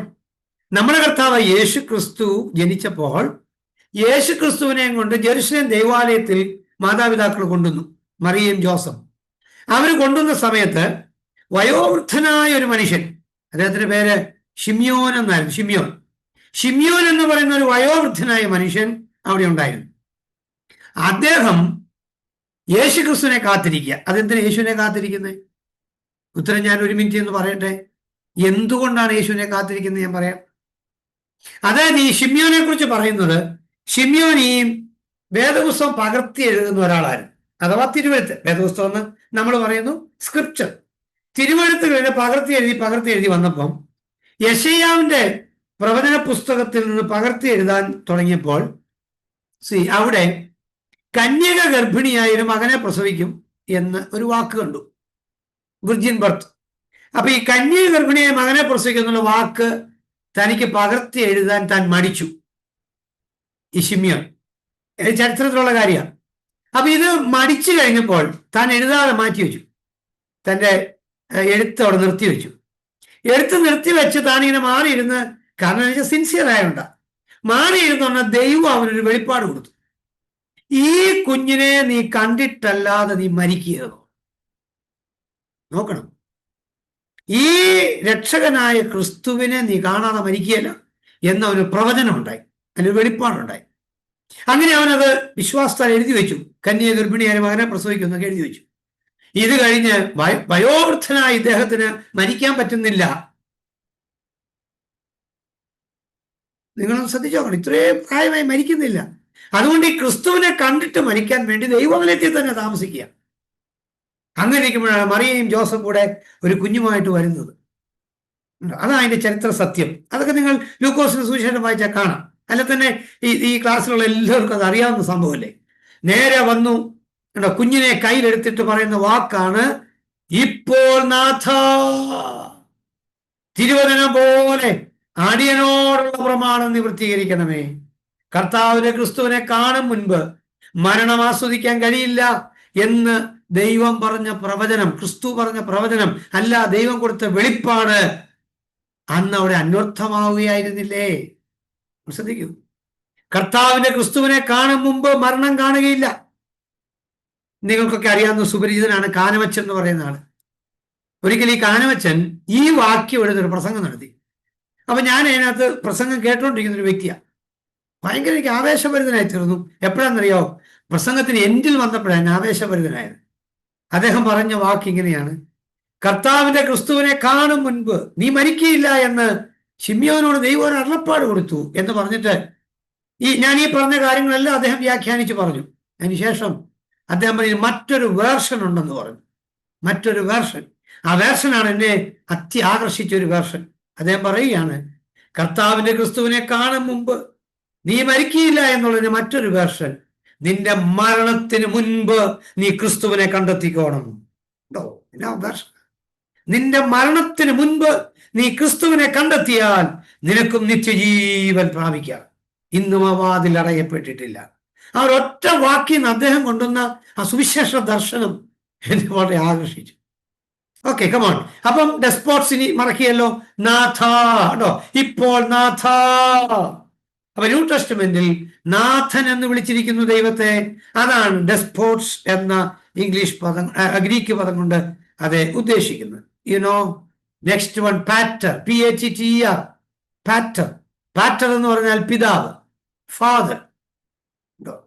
പുതിയ നിയമത്തിൽ ശ്രദ്ധിച്ചാൽ നിങ്ങൾക്ക് മനസ്സിലാക്കാൻ കഴിയും, നമ്മുടെ കർത്താവായ യേശു ക്രിസ്തു പ്രാർത്ഥിച്ചു തുടങ്ങി. ശിഷ്യന്മാര് യേശുവിനോട് ഒന്ന് ചോദിച്ചു, ഗുരു ഞങ്ങളെ പ്രാർത്ഥിക്കാൻ പഠിപ്പിക്കണമെന്നു. ഞങ്ങളെ പ്രാർത്ഥിക്കാൻ പഠിപ്പിക്കണമെന്ന് ചോദിച്ചപ്പോൾ കർത്താവായ യേശു ക്രിസ്തു പ്രാർത്ഥന പഠിപ്പിച്ചു. എന്നതാ പ്രാർത്ഥന പഠിപ്പിച്ചത്? നമ്മളത് കർത്തൃപ്രാർത്ഥന എന്ന് പറയുന്നത് സത്യത്തിൽ ശരിയല്ല. നിങ്ങൾ ഡിസൈപ്പിൾഷിപ്പ് ഇപ്പൊ പഠിച്ചുകൊണ്ടിരിക്കുകയാണല്ലോ. സത്യത്തിൽ ഡിസൈപ്പിൾസ് പ്രെയർ ആണത്. അത് ഡിസൈപ്പിൾഷിപ്പിൽ നിങ്ങളുടെ സാറ് പഠിപ്പിക്കും. കർത്താവിന്റെ പ്രാർത്ഥന അല്ലത്, ഡിസൈപ്പിൾസ് പ്രെയർ ആണ്. എന്തുവാ ശിഷ്യന്മാർക്ക് പറഞ്ഞു കൊടുത്ത പ്രാർത്ഥന? ഇങ്ങനെയാ പറഞ്ഞത്, സ്വർഗസ്ഥനായ ഞങ്ങളുടെ പിതാവേ. കേട്ടോ, നിങ്ങൾ ഈ വണ്ണം പ്രാർത്ഥിപ്പീൻ, സ്വർഗസ്ഥനായ ഞങ്ങളുടെ പിതാവേ. അപ്പൊ ദൈവത്തെ എങ്ങനെ വിളിക്കണമെന്നാണ് പറഞ്ഞത്? പിതാവെന്ന് വിളിക്കണം. ദൈവത്തെ പിതാവേ എന്ന് വിളിക്കാൻ കഴിയണം. ആർക്കാണ് പിതാവെന്ന് വിളിക്കാൻ കഴിയുന്നത്? യേശു ക്രിസ്തുവിനെ കൈക്കൊണ്ട് യേശു ക്രിസ്തുവിന്റെ നാമത്തിൽ വിശ്വസിക്കുന്ന ഏവർക്കും ദൈവ മക്കളാകുവാൻ അവൻ അധികാരം കൊടുത്തു. യോഹന്നാന്റെ സുവിശേഷം 1:12 കാണാൻ അറിയാവുന്നല്ലേ? അവനെ കണ്ടെത്തി, അവനെ കൈക്കൊണ്ട് അവന്റെ നാമത്തിൽ വിശ്വസിക്കുന്ന ഏവർക്കും ദൈവ മക്കളാകുവാൻ അവൻ അധികാരം കൊടുത്തു. അങ്ങനെയാണെങ്കിൽ മക്കൾക്ക് മാത്രമേ ദൈവത്തെ പിതാവെന്ന് വിളിക്കാനായിട്ട് പറ്റത്തുള്ളൂ.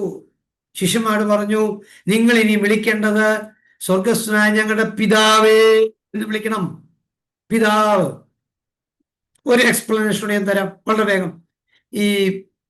അതായത് യേശു ക്രിസ്തു പറഞ്ഞത്, ഇനി നിങ്ങൾ അബ്രഹാമിന്റെ ദൈവമേ എന്ന് വിളിക്കണ്ട. ഞാൻ നോക്കണം, സ്പെസിഫിക് ആയിട്ട് ഞാൻ പറഞ്ഞു തരിക. അബ്രഹാമിന്റെ ദൈവമേ എന്ന് വിളിക്കണ്ട, ഇസ്ഹാക്കിന്റെ ദൈവമേ എന്ന് വിളിക്കണ്ട, യാക്കോബിന്റെ ദൈവമേ എന്ന് വിളിക്കണ്ട, ഇസ്രായേലിന്റെ ദൈവമേ നിങ്ങൾ വിളിക്കണ്ട. ഉണ്ടോ? ഏലിയാവിന്റെ ദൈവമേ നിങ്ങൾ വിളിക്കണ്ട, മോശയുടെ ദൈവമേ നിങ്ങൾ വിളിക്കണ്ട. അതെ, ഇനി നിങ്ങൾ യെശയ്യാവിന്റെ ദൈവമേ, യെഹെസ്കേലിന്റെ ദൈവം, ഇതൊന്നും വിളിക്കണ്ട. ദാവീദിന്റെ ദൈവമേ എന്ന് വിളിക്കണ്ട. നിങ്ങൾക്ക് വിളിക്കാൻ ഒറ്റ പേര് മതി, എന്റെ പിതാവേ എന്ന് നിങ്ങൾക്ക് ദൈവത്തെ വിളിക്കാൻ കഴിയും. ഇതാണ് യേശു പഠിപ്പിച്ചത്. ഇനി പൗലോസ് പഠിപ്പിച്ചൂടെ? ഗലാത്യ ലേഖനത്തിലുണ്ട്. ഗലാത്യ ലേഖനം 4-ാം അധ്യായത്തിന് 1 മുതൽ വായിച്ചാൽ അവിടെ കിടപ്പുണ്ട്. അതിങ്ങനെയാ കിടക്കുന്നത്. റോമാലേഖനം 8-ാം അധ്യായത്തിൽ കിടപ്പുണ്ട്. അതിങ്ങനെയല്ലേ? നിങ്ങൾ പിതാവിനെ അബ്ബാ ഫാദർ, കേട്ടോ, അബ്ബാ പിതാവേ എന്ന് വിളിക്കുന്ന സ്വപുത്രന്റെ ആത്മാവിനെ ദൈവം നിങ്ങൾക്ക് നൽകിയിരിക്കുകയാണ്. അല്ല, നമുക്ക് നൽകിയിരിക്കുകയാണ്. നിങ്ങൾക്കത് ഞാൻ പറഞ്ഞ് തെറ്റാ, നമുക്ക്. അപ്പൊ നമുക്കിന്ന് ദൈവത്തെ വിളിക്കാൻ കഴിയും. അബ്ബാ ഫാദർ എന്ന് വിളിക്കുന്ന സ്വപുത്രന്റെ ആത്മാവിനെ ദൈവം നമുക്ക് നൽകിയിരിക്കുക. നോക്കൂ, പിതാവ് എന്ന് വിളിക്കുക. അപ്പൊ എന്തി നെയിംസ്, ഈ 4 പേരുകളാണ് പുതിയ നിയമത്തിൽ ഗ്രീക്കിലുള്ളത്. ഒന്നുകൂടെ പറയുന്നു, നിങ്ങളുടെ കണ്ണിന് മുമ്പിൽ ഉണ്ട്. തിയോസ് ദൈവം, കൂരിയോസ് കർത്താവ്, ഡെസ്പോട്സ് നാഥൻ, പാറ്റർ പിതാവ്. ഈ 4 പദവും ഗ്രീക്ക് പദങ്ങളാണ്. മലയാള അർത്ഥം ഞാൻ ഇവിടെ എഴുതിയുള്ളൂ. ഇംഗ്ലീഷിൽ ദൈവം എന്നുള്ളതിന് ഗോഡ്, കർത്താവ് എന്നുള്ളതിന് load, the load, LORD load. നാഥൻ എന്നുള്ളതിന് നമുക്കറിയാമല്ലോ, പിതാവ് എന്നുള്ളതിന് ഫാദർ. അപ്പൊ അങ്ങനെ നമുക്ക് അവിടെ കഴിഞ്ഞു. നെക്സ്റ്റ് ക്ലാസ്സിലേക്ക് ഞാൻ പ്രവേശിക്കട്ടെ. Chapter 5, the works of God, ദൈവത്തിന്റെ പ്രവർത്തനങ്ങൾ. 5-ാമത്തെ അധ്യായമാണ് ദൈവത്തിന്റെ പ്രവർത്തനങ്ങൾ. അപ്പൊ സത്യത്തിൽ ദൈവത്തിന്റെ ആളത്വത്തെക്കുറിച്ചും ദൈവത്തിന്റെ പേരുകളെ കുറിച്ചും ദൈവത്തിന്റെ പ്രവർത്തനങ്ങളെ കുറിച്ച് പഠിക്കുന്നതാണ് തിയോളജി പ്രോപ്പർ എന്ന് ആദ്യത്തെ ക്ലാസ്സിൽ നമ്മൾ ഡിഫൈൻ ചെയ്തിട്ടുണ്ട്. ആ ഡെഫിനിഷൻ നിന്നുകൊണ്ട് ദ വർക്ക്സ് ഓഫ് ഗോഡ്, ദൈവത്തിന്റെ പ്രവർത്തനങ്ങൾ, അതാണ് നമ്മൾ പഠിക്കുന്ന last topic of theology proper, ദൈവത്തിന്റെ പ്രവർത്തനങ്ങൾ. നോക്കാം. Number 1, the works of God. ഒന്നാമത്തെ കാര്യം എന്താണെന്നറിയാമോ? The decrease of God. Decree എന്ന് പറഞ്ഞാൽ നിർണയങ്ങൾ, ദൈവത്തിന്റെ നിർണയങ്ങൾ. നോക്കൂ, എക്സ എന്ന് പറയുന്ന ആ പദം ഗ്രീക്ക് പദമാണ്. എക്സ എന്ന് പറഞ്ഞാൽ ആലോചിക്കുക, ഗുണദോഷം കൊടുക്കുക എന്നാണ് ആ വാക്കിന്റെ അർത്ഥം. എക്സ, ETSAH എന്ന് പറയുന്നത് എബ്രായ ഭാഷയാണ്. എബ്രായ ഭാഷയിൽ എക്സ എന്ന് പറഞ്ഞാൽ അതിന്റെ അർത്ഥം ആലോചിക്കുക, ഗുണദോഷം കൊടുക്കുക എന്നൊക്കെയാണ്. അപ്പൊ ദൈവത്തിന്റെ നിർണയം എന്ന് പറയുന്നത് വളരെ ഗൗരവമുള്ള കാര്യമാണ്. ഈ ദൈവം ഒരു കാര്യം നിർണയിച്ചു കഴിഞ്ഞാൽ അതിനെ ആർക്കും മാറ്റാൻ കഴിയില്ല. കണ്ടോ, ദൈവത്തിന്റെ നിർണയം ഇത്ര ചെറിയ കാര്യമല്ലല്ലോ. അതുകൊണ്ട് ഞാൻ തിരുവചനത്തെ ചില പദങ്ങളൊന്ന് നോട്ട് ചെയ്തു. ഒന്ന്, എക്സ. എക്സ എന്ന് പറഞ്ഞാൽ ആലോചിക്കുക അല്ലെങ്കിൽ ഗുണദോഷം കൊടുക്കുക. അതിനകത്ത് എഴുതിയിട്ടുണ്ട് യോബ് 38:2. ഒരു വാക്യം ഒന്ന് വായിച്ചേരെ. യോബ് 38:2. അറിവില്ലാത്ത വാക്കുകളാൽ ആലോചനയെ ഇരുളാക്കുന്നോരിവനാർ. അറിവ് കൂടാത്ത ആലോചനകളാൽ അതെ കാര്യങ്ങൾ മാറ്റുന്ന ഇവൻ ആർ. 42 എടുക്കുക. യോബ് 42. യോബ് 42 1, 2, 3 ഒന്ന് വായിച്ചു നോക്കിയേ. അതിന് യോബ് യഹോവയോട് ഉത്തരം പറഞ്ഞത്, നിനക്ക് സകലവും കഴിയുമെന്ന് നിന്റെ ഉദ്ദേശം അസാധ്യമുള്ള ഞാൻ അറിയുന്നു. ഓക്കെ, നിനക്ക് സകലവും കഴിയുമെന്നും നിന്റെ ഉദ്ദേശമൊന്നും അസാധ്യമല്ലെന്ന് ഞാൻ അറിയുന്നു. അറിവ് കൂടാതെ ആലോചനയെ മറിച്ചു കളയുന്ന ഒരുവനാർ. അറിവ് കൂടാതെ ആലോചനയെ മറിച്ചു കളയുന്ന ഇവനാർ. അങ്ങനെ എനിക്ക് അറിഞ്ഞുകൂടാതെ വേണം അത്ഭുതമേറിയതും ഞാൻ തിരിച്ചറിയാതെ പറഞ്ഞുപോയി. കേൾക്കണമേ, ഞാൻ സംസാരിക്കും, ഞാൻ നിന്നോട് ചോദിക്കും, എന്നെ ഗ്രഹിപ്പിക്കണമേ. ഞാൻ നിന്നെ കുറിച്ച് മാത്രമേ കേട്ടിരുന്നുള്ളൂ, ഇപ്പോഴും എന്റെ കണ്ണാൽ നിന്നെ കാണുന്നു. ഓക്കെ, നിങ്ങൾ ശ്രദ്ധിച്ചോ? ഞാൻ നിന്നെ കുറിച്ചൊരു കേൾവി മാത്രമേ കേട്ടിരുന്നുള്ളൂ, ഇപ്പോഴോ എന്റെ കണ്ണാൽ ഞാൻ കാണുന്നു.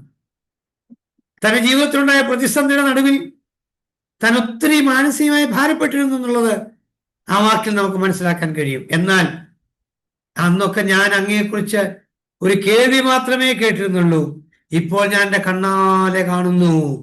അപ്പൊ ദൈവത്തിന്റെ നിർണയങ്ങൾ എന്ന് പറയുന്നത് അതിഭയങ്കരമാണ് പ്രിയരെ, ദൈവത്തിന്റെ നിർണയങ്ങൾ. ഓക്കെ, ബാക്കി വാക്യങ്ങളൊക്കെ നിങ്ങൾ ശാന്തമായി ഇത് കഴിഞ്ഞ് വായിച്ചാൽ മതിയാവും. സോഡ്, നമ്പർ 2, SOD, സോഡ്. അതും ഒരു എബ്രായ പദമാണ് സോഡ്. എന്താണ് ആ വാക്കിന്റെ അർത്ഥം എന്ന് ചോദിച്ചാൽ വ്യക്തമായതിനു വേണ്ടി ഒരുമിക്കുക എന്നാണ് ആ വാക്കിന്റെ അർത്ഥം. വ്യക്തമായതിനു വേണ്ടി ഒരുമിക്കുക. യിരെമ്യാവിന്റെ പ്രവചന പുസ്തകത്തിനകത്ത് 23-18-22 വാക്യങ്ങൾ ഞാൻ ഇവിടെ നോട്ട് ചെയ്തിട്ടുണ്ട്. അപ്പൊ ദൈവത്തിന്റെ നിർണയങ്ങൾ എന്ന് പറയുന്നത് ഭയങ്കരമാണ് പ്രിയരെ. അടുത്ത പദമാണ് മെസ്സിമ. മെസ്സിമ മെസ്സിമ എന്ന് പറഞ്ഞാൽ ധ്യാനിക്കുക, ഹൃദയാംഗമാക്കുക, ഉദ്ദേശിക്കുക എന്നൊക്കെ ആ വാക്കിന് അർത്ഥമുണ്ട്. അവിടെ യിരെമ്യാവ് 4:28, 51, 12. അതായത് ദൈവത്തിന്റെ നിർണയം എന്നുള്ളത് ഞാൻ ഇച്ചിടെ ലളിതമാക്കിയാൽ ദൈവത്തിന്റെ ആലോചനകൾ, ദൈവത്തിന്റെ ഹിതം. നമ്മൾക്ക് ദൈവ ഇഷ്ടത്തിന് വേണ്ടി പ്രാർത്ഥിക്കുന്നവരാണ്, ദൈവഹിതത്തിനായി. അപ്പൊ നമ്മളെക്കുറിച്ചുള്ള ദൈവത്തിന്റെ നിർണയം എന്താണെന്ന് നമ്മൾ തിരിച്ചറിയണം. തീർച്ചയായും ഇന്നത്തെ ഈ ക്ലാസ്സിൽ ഇപ്പം ധാരാളം പേര് പല സ്ഥലങ്ങളിൽ അറ്റൻഡ് ചെയ്യുന്നുണ്ട്. നിങ്ങൾ ദൈവവചനം പഠിക്കുന്നത് സന്തോഷം. എന്നാൽ ഈ എന്തുകൊണ്ട് വചനം പഠിക്കുന്നു? വചനം എങ്ങനെ അറിയാൻ വേണ്ടി പഠിക്കുന്നു. എന്നാൽ അറിഞ്ഞു വരുമ്പോൾ ദൈവിക വെളിപ്പാട് കിട്ടുമ്പോൾ തീർച്ചയായിട്ടും നമ്മൾ ഈ ക്രിസ്തുവിനെ മറ്റുള്ളവർക്ക്, ദൈവത്തെ മറ്റുള്ളവർക്ക് നൽകി കൊടുക്കുന്നവരായി മാറണം. അതാണ് ദൈവം നമ്മളെക്കുറിച്ച് ആഗ്രഹിക്കുന്നത്. അറിവ് നമ്മളെ ചീർപ്പിക്കുന്നു. അറിവ് മറ്റുള്ളവർക്ക് പകർത്തി കൊടുക്കാൻ കഴിയുമ്പോഴാണ് ദൈവത്തിന്റെ നിർണയങ്ങൾ നമ്മിൽ പൂർണ്ണമാകുന്നത്.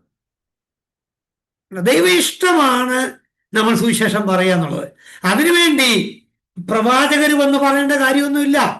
നമുക്ക് ആരോട് വേണം സുവിശേഷം പറയാം. ക്രിസ്തുവിനെ പ്രചരിപ്പിക്കുന്നതിൽ എന്തേ പ്രവചന സന്ദേശം വേണോ? വേണ്ട. എന്താ കാരണം? പൗലോസ് പറഞ്ഞു, ഞാൻ സകലതും സുവിശേഷ നിമിത്തം ചെയ്യുന്നു, സുവിശേഷത്തിൽ പങ്കാളിയാകേണ്ടതിന് എൻ്റെ ശ്രമം മുഴുവൻ ഞാൻ നടത്തുന്നു. ഇങ്ങനെയൊക്കെയല്ലേ പൗലോസ് പറഞ്ഞത്? അപ്പൊ നിങ്ങൾക്ക് പരിചയമുള്ള വ്യക്തികളോടൊക്കെ നമ്മൾ ക്രിസ്തുവിനെ പറയണം, തീർച്ചയായിട്ടും പറയണം. നമ്മുടെ അനിവാര്യതയാണ് എന്ന കാര്യം ഓർമ്മപ്പെടുത്തുന്നു. So decrease of God. അപ്പൊ ദൈവത്തിന്റെ നിർണയങ്ങൾ, ദൈവത്തിന്റെ ആലോചനകൾ, ദൈവത്തിന്റെ ഇഷ്ടം, ഇത് നമ്മളെക്കുറിച്ച് ദൈവത്തിന് വലിയ പദ്ധതികളുണ്ട്. ഇതൊക്കെ നാം അറിയണം. അപ്പോൾ തന്നെ ദൈവത്തിന് ഈ ഉലകത്തിൽ ചില നിർണയങ്ങളുണ്ട്. ആ നിർണയങ്ങൾ മാത്രമേ നടപ്പിലാവൂ.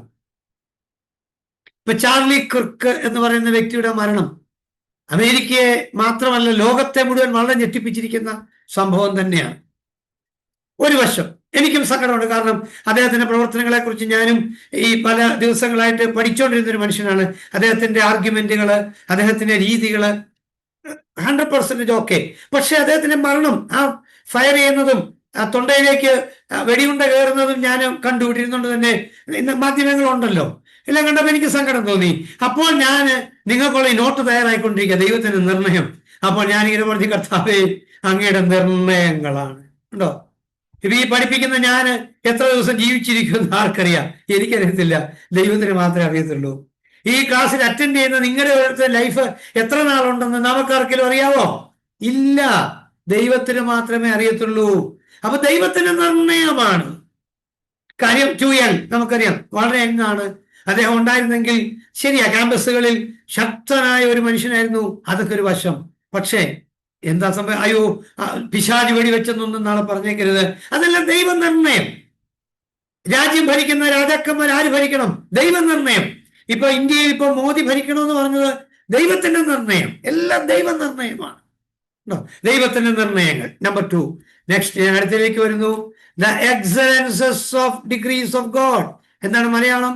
ദൈവത്തിന്റെ നിർണയങ്ങളുടെ ശ്രേഷ്ഠത എന്താ? ഉണ്ടോ? ദൈവത്തിന്റെ നിർണയങ്ങൾക്ക് ശ്രേഷ്ഠതകളുണ്ട്. നോക്കൂ, ശ്രേഷ്ഠതകൾ. നമ്പർ 1, ദൈവത്തിന്റെ നിർണയങ്ങൾ അദൃശ്യമാണ്, ഇൻവിസിബിൾ ആണ്. എന്തുകൊണ്ട്? God is invisible. ദൈവം ഇൻവിസിബിൾ ആയതുകൊണ്ട് ദൈവത്തിന്റെ നിർണയങ്ങളും ഇൻവിസിബിൾ ആണ്. അതിലെ ഒരു പ്രവാചകൻ എഴുതിയിരിക്കുന്നത് ഇങ്ങനെയല്ല പറഞ്ഞിരിക്കുന്നത്, ആലോചനയിൽ വലിയവനും പ്രവൃത്തിയിൽ ശക്തിമാനുമായ ദൈവമേ എന്നൊരു പ്രയോഗം. 2, ഞങ്ങളുടെ ആലോചനയേക്കാൾ ശക്തമായി ആലോചിപ്പാൻ കഴിയുന്നവൻ, അങ്ങയുടെ ആലോചന ഞങ്ങളെക്കാൾ വലിയ ആലോചന. ഈ വാക്യങ്ങളൊക്കെ അത് പ്രവചന പുസ്തകങ്ങളിൽ എടുത്ത് പ്രസംഗിച്ചൊക്കെ നമ്മൾ എത്രയോ പ്രസംഗങ്ങൾ കേട്ടിട്ടുള്ളവരാണ്. ശ്രദ്ധിക്കൂ, ദൈവത്തിന്റെ നിർണയത്തിന്റെ ഒന്നാമത്തെ കാര്യം അത് അദൃശ്യമാണ്. Number 2, it has divine wisdom. ദൈവിക ജ്ഞാനം അതിനകത്ത്. ദൈവിക ജ്ഞാനം എന്ന് പറഞ്ഞാൽ എന്താ? ദിവ്യജ്ഞാനത്തിൽ അടിസ്ഥാനപ്പെട്ടിരിക്കുകയാണ് ദൈവിക നിർണയം. ദൈവം എന്ന് പറയുന്നത് നിത്യനാകിയാൽ ദൈവിക നിർണയങ്ങളും അതുപോലെ തന്നെ ദൈവജ്ഞാനത്തിൽ വരിക. പൗലോസിന്റെ ഒരു ദർശനം ഞാൻ നിങ്ങളോട് ഒരു വാക്ക് വായിക്കാൻ ആവശ്യപ്പെടുന്നു. ഇതിനകത്ത് നോട്ട് ചെയ്തിട്ടില്ല. റോമാലേഖനം 11-ാം അധ്യായം 33-ാം വാക്യം പെട്ടെന്ന് വായിക്കാമോ? റോമർ 11:33. ആ ദൈവത്തിന്റെ ധനം, ജ്ഞാനം, അറിവ് എന്നിവയുടെ ആഴമോ, അവന്റെ ന്യായവിധികൾ എത്ര അപ്രയമവും അവന്റെ വഴികൾ എത്ര അഗോചരവും ആകുന്നു. എന്തോ മനസ്സിലായി? പൗലോസ് ശ്ലീഹ റോമാലേഖനം എഴുതി വന്ന് സകല ലോകവും പാപത്തിന് കീഴിലാണെന്നും 1-ാം അധ്യായം തുടങ്ങിയപ്പം താൻ എഴുതി യവനന്മാർ പാപത്തിന് കീഴിലാണ്. 2-ാം അധ്യായത്തിൽ എഴുതി യഹൂദന്മാർ പാപത്തിന് കീഴിലാണ്. 3-ാം അധ്യായത്തിൽ സകല ലോകവും പാപത്തിന് കീഴിലാണ്. അതിന്റെ കൺക്ലൂഡഡ് പോയിന്റ് ആയിരുന്നു, ഒരു വ്യത്യാസവുമില്ല, എല്ലാവരും പാപം ചെയ്ത് ദൈവ തേജസ്സില്ലാത്തവരായി തീർന്നു. അതിന് പരിഹാരം യേശുക്രിസ്തുവിലൂടെ മാത്രമേ ഉള്ളൂ എന്നും യേശുക്രിസ്തുവിലൂടെ ദോസ് ഹു ബിലീവ്, യേശുവിൽ വിശ്വസിക്കുന്ന ഒരാള് ജസ്റ്റിഫൈ ചെയ്യപ്പെടുന്നു, നീതീകരിക്കപ്പെടുന്നു എന്ന ടോപ്പിക്ക് പഠിപ്പിച്ചു. അങ്ങനെ നീതീകരണം, വിശുദ്ധീകരണം, തേജസ്കരണം ഇതെല്ലാമാണ് 8 അധ്യായങ്ങളിൽ പഠിപ്പിച്ചു. ഇതെല്ലാം പഠിപ്പിച്ചു കഴിഞ്ഞ് അപ്പൊ നോക്ക് എന്നോ ഡെപ്തിലാണ് പൗലോസ് പഠിപ്പിക്കുന്നത്. ദൈവം കൊടുത്ത ജ്ഞാനം, അങ്ങനെ വന്ന് എഴുതി 11-ാം അധ്യായത്തിലേക്ക് വന്നപ്പോൾ 33-ാം വാക്യത്തിൽ അദ്ദേഹം എഴുതിയിട്ട് തനിക്കിപ്പോൾ എഴുതാൻ വാക്കില്ല എന്നാണ് ഞാൻ മനസ്സിലാക്കുന്നത്. ദൈവത്തിന്റെ ധനം, ജ്ഞാനം, അറിവ് എന്നിവയുടെ ആഴമേ. അങ്ങനെ വേണം വായിക്കാൻ. സ്പീഡ് വായിച്ചൊന്നും മനസ്സിലാവില്ല. ദൈവത്തിന്റെ ധനം, ദൈവത്തിന്റെ ജ്ഞാനം, ദൈവത്തിന്റെ അറിവ് എന്നിവയുടെ ആഴമേ, അതെത്ര അഗോചരമായിരിക്കുന്നു. അപ്പൊ നമ്മളെ കുറിച്ചുള്ള ദൈവത്തിന്റെ ആ വലിയ കാഴ്ചപ്പാട് നോക്കിയേ. അപ്പം ജ്ഞാനം, ദൈവിക ജ്ഞാനം. നെക്സ്റ്റ് വൺ, ഇറ്റേണൽ, നിത്യമാണ്. എന്തുകൊണ്ട്? God is eternal. അപ്പൊ ദൈവത്തിന്റെ നിർണയങ്ങൾ നിത്യമാണ്, ഇറ്റേണലാണ്. ദൈവം നിത്യനാകിയാൽ ദൈവിക നിർണയങ്ങളും നിത്യമാണ്. ദൈവത്തിന്റെ നിർണയങ്ങൾക്ക് ഒരിക്കലും മാറ്റം സംഭവിക്കില്ല Preethi. Next one, it is universal. ഉണ്ടോ? സാർവത്രികമാണ്. സാർവത്രികമാണ്. ഓക്കെ, സാർവത്രികം എന്ന് പറയുമ്പോൾ തന്നെ സാർവലൗകികമാണ്. അതായത് സംഭവിക്കുന്നതെല്ലാം നന്മയായാലും തിന്മയായാലും അവിടുത്തെ മുന്നറിവിനൊത്തവണ്ണം മാത്രമാണ് സംഭവിക്കുന്നത്, അല്ലാതെ ഒന്നും സംഭവിക്കില്ല. അപ്പം അതിന് സാർവത്രികമാണ്. It is universal. Next one എന്താണെന്നറിയാമോ? It is unchangeable. അൺചേഞ്ചബിൾ. ദൈവത്തിന്റെ നിർണയങ്ങൾക്ക് ഒരിക്കലും മാറ്റം സംഭവിക്കത്തില്ല. ദൈവത്തിന്റെ നിർണയത്തിന് ഇപ്പൊ നമുക്കൊരു സംശയം വരും. ഈ ഹിസ്കിയാവിനോട് പറഞ്ഞു, നിന്റെ ആയുസ് ക്രമീകരിച്ചോ, നീ ഗൃഹകാര്യ ക്രമത്തിലായിരിക്കും മരിക്കാൻ പോകുന്നു, നീ മരിക്കുമെന്ന് പറഞ്ഞു. ഉടനെ ഹിസ്കിയാവ് തിരിഞ്ഞു കിടന്ന് പ്രാർത്ഥിച്ചു കഴിഞ്ഞപ്പോൾ ഇതേ യെശയ്യാവ് എന്ന് പറഞ്ഞു 15 വർഷം ദീർഘിപ്പിച്ച ആയുസ് തന്നെന്ന് പറഞ്ഞു. അപ്പൊ ദൈവത്തിന്റെ നിർണയത്തിൽ 15 വർഷം കൂടെ ദീർഘിപ്പിച്ച ആയുസ്സായിരുന്നു അവനുണ്ടായിരുന്നത്. You come to that point. 15 വർഷം കൂടെ ദീർഘിപ്പിച്ച ആയുസ്സായിരുന്നു ഹിസ്കിയാവിനുണ്ടായിരുന്നത്. അതായിരുന്നു ദൈവത്തിന് മാറ്റമില്ലാത്ത നിയമം. അപ്പൊ അവനിലുണ്ടായ വ്യത്യാസങ്ങൾ. ഇപ്പൊ അൺചേഞ്ചബിൾ. ദൈവത്തിന്റെ നിർണയങ്ങൾക്ക് മാറ്റം ഇല്ല. നമ്മുടെ ആയുസ്, നമ്മുടെ ദൈർഘ്യം, നമ്മുടെ ജീവിതം, ഇതെല്ലാം ദൈവിക നിർണയങ്ങളാണ് അനുദിനം നടത്തിക്കൊണ്ടിരിക്കുന്നത് എന്ന കാര്യം നാം ഒന്ന് ഓർക്കുക. നമ്മുടെ മരണദിനം നമ്മുടെ ദൈവത്തിനറിയാം, നമുക്കറിയത്തില്ലെന്നേ ഉള്ളൂ. ഒരു സുദിനത്തിൽ നമ്മൾ ഇവിടുന്ന് മരിക്കും, കർത്താവ് വരാൻ താമസിച്ചാൽ.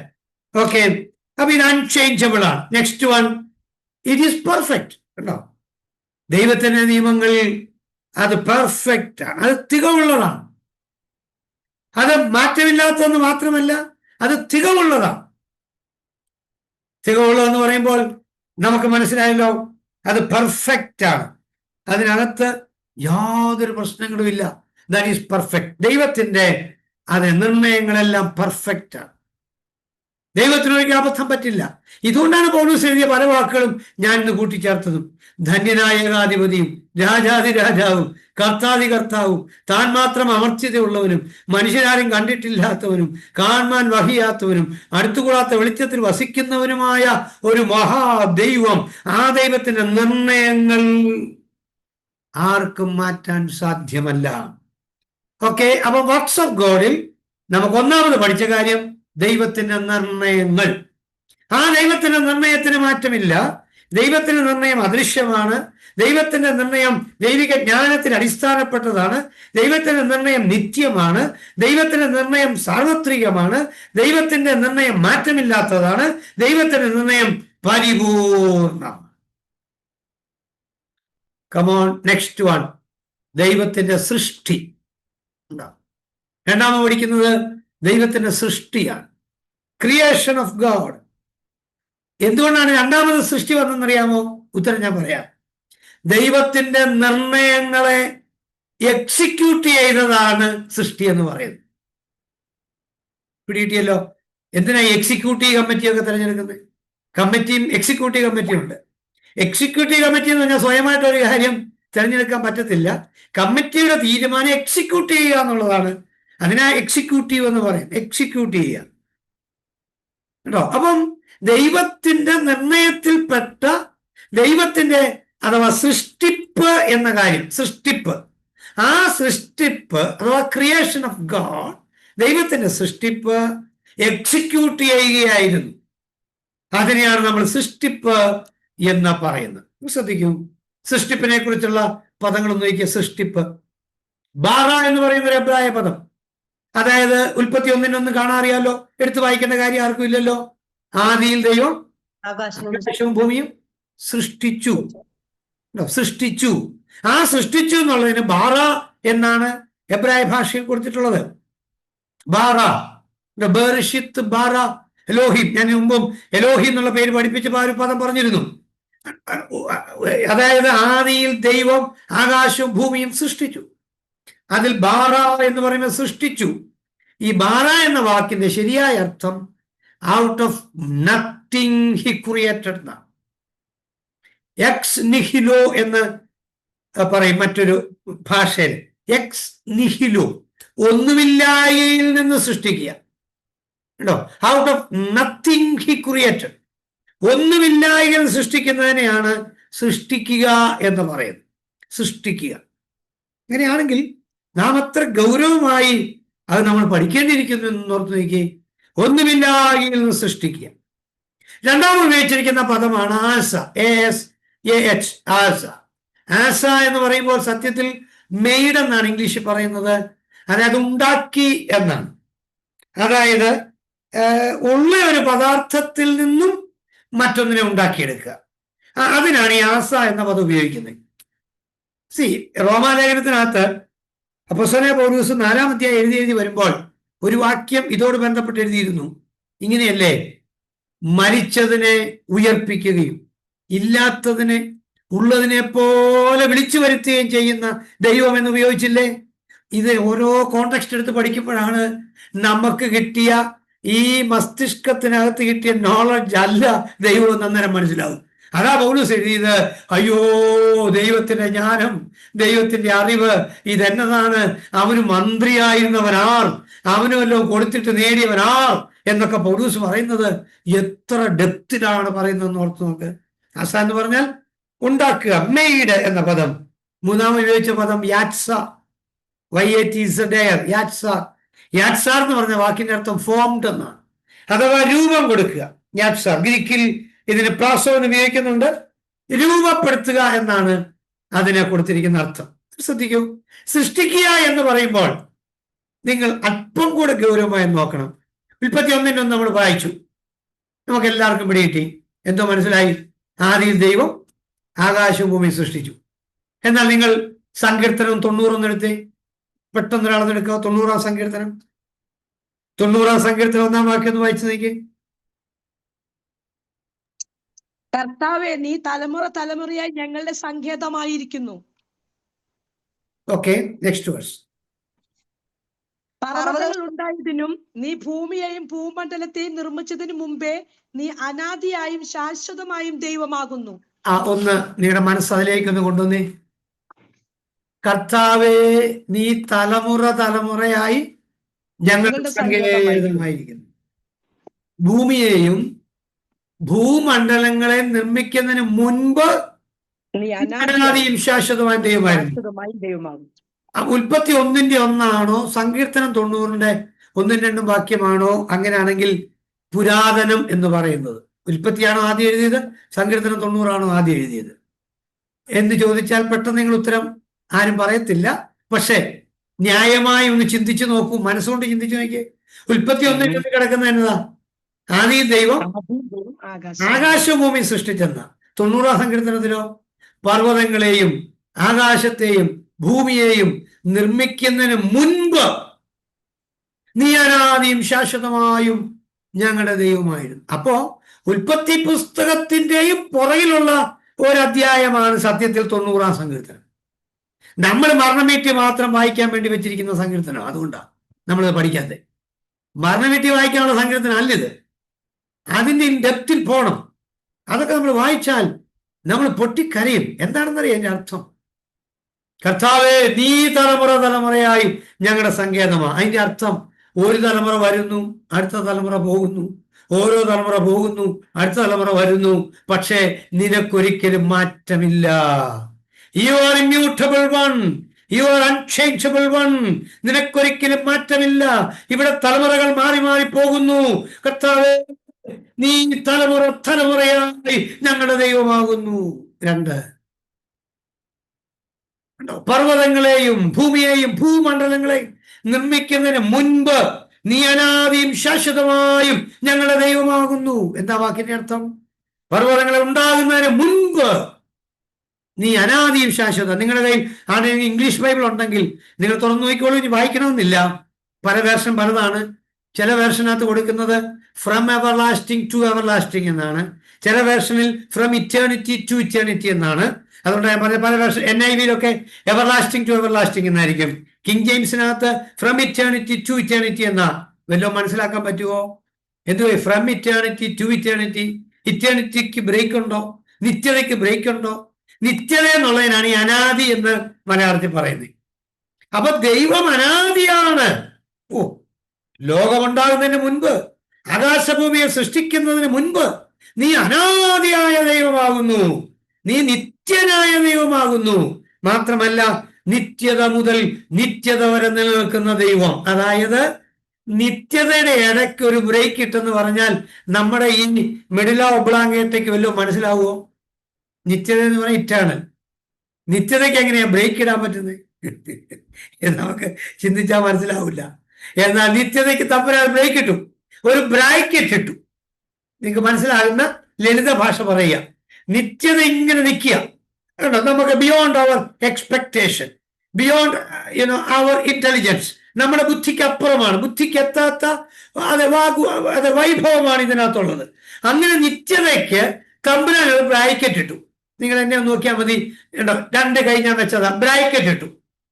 ഈ ബ്രാക്കറ്റ്, ആദ്യത്തെ ബ്രാക്കറ്റിന്റെ പേരാണ് ആദിയിൽ ദൈവം ആകാശവും ഭൂമിയും സൃഷ്ടിച്ചു.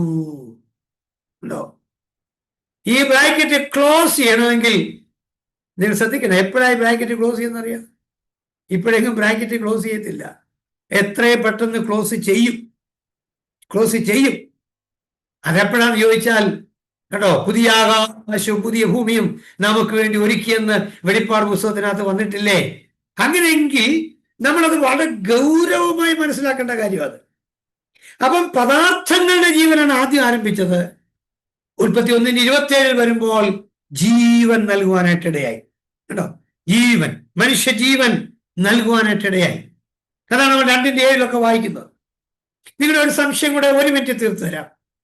ഉൽപ്പത്തി പുസ്തകം 2-ാം അധ്യായം 4-ാം വാക്യത്തിനകത്ത് എഴുതിയിരിക്കുന്നത് അനന്തരം യഹോവയായ ദൈവം എന്നാ. അങ്ങനെ ശരിയാണോ? 2:4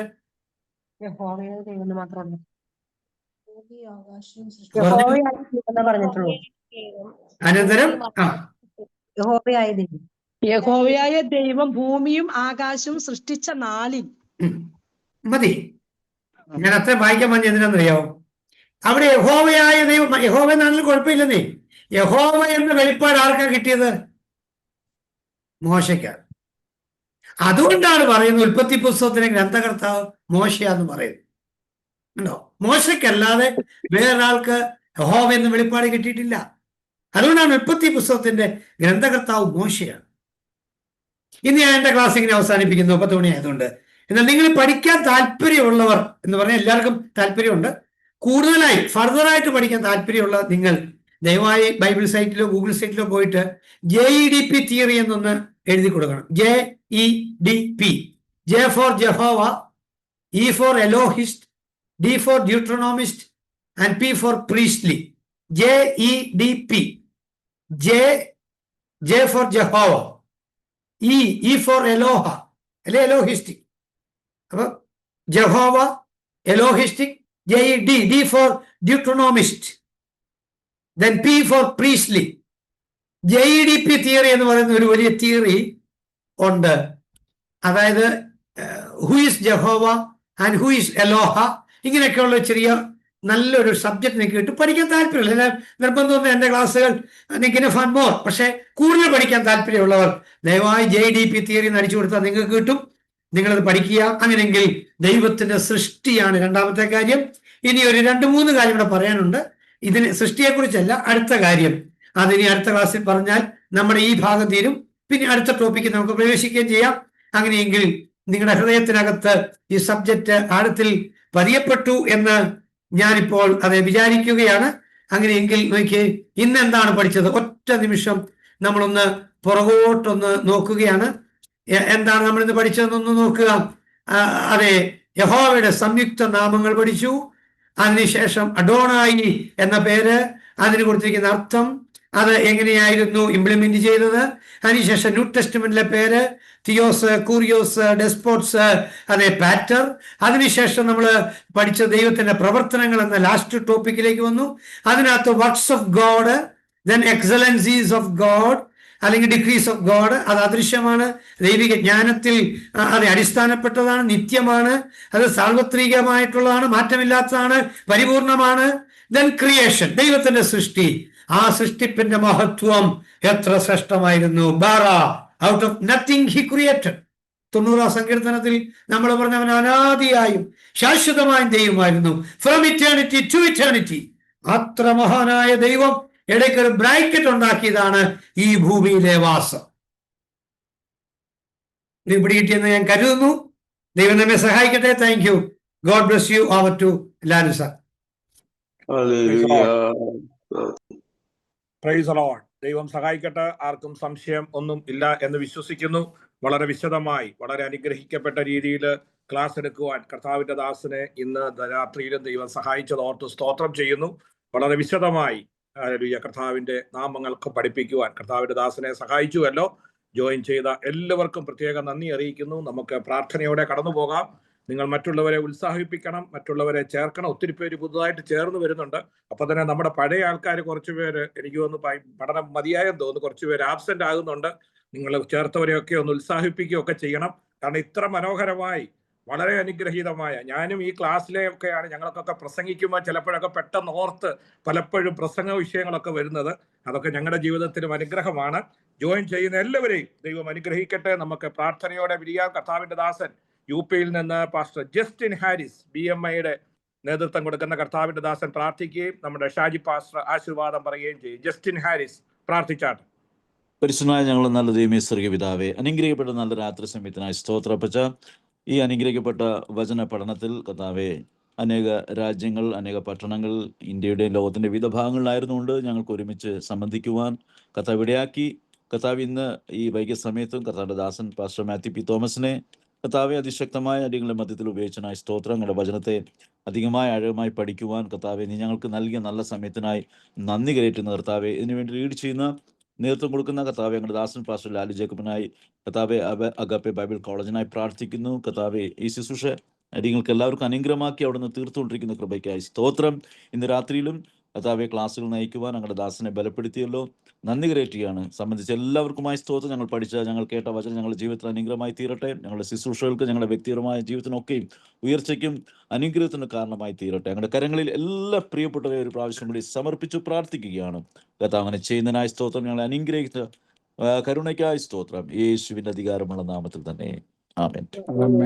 പ്രൈസ് ദി ലോർഡ്. ഇന്ന് വചനം പഠിപ്പിച്ച കർത്താവിന്റെ ദാസൻ പാസ്റ്റർ മാത്യു പി തോമസിനോട് നന്ദിയും സ്നേഹത്തെ അറിയിക്കുന്നു. വളരെ ആധികാരികമായി നമ്മളെ വചനം പഠിപ്പാൻ കർത്താവ് അദ്ദേഹത്തെ കരങ്ങളെടുത്തുവല്ലോ.